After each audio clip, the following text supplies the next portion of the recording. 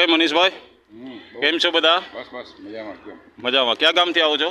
વડોદરાથી આવ્યા અત્યારે. વડોદરાથી. તમને બેન સારું? મજામાં છો બેન? બહુ જ મજા.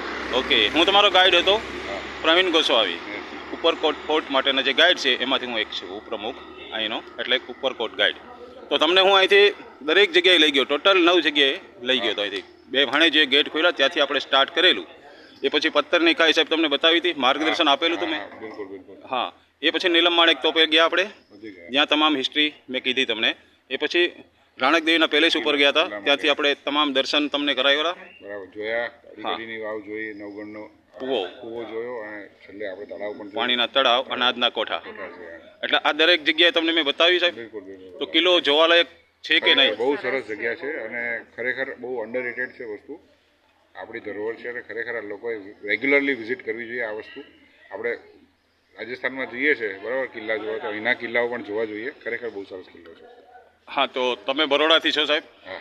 તો બરોડાવાસીને થોડોક કંઈક માર્ગદર્શન આપો કે એ બી જોવા માટે આવે. ના, જુનાગઢ 100% જુનાગઢ એક આધ્યાત્મિક જગ્યા તો છે જ, સાથે આપણી સાંસ્કૃતિક અને ધરોહર છે આપણી અહીંયા બહુ સારી. અને ગિરનારના તળેટીમાં ખરેખર મજા આવે એવું, આનંદ થઈ જાય એવી જગ્યા છે. તો 100% આવવું જ જોઈએ અહીંયા, દરેકે આવવું જોઈએ. ઓકે બેન, તો બધા ખુશ થઈને જાઓ છો ને અહીંથી?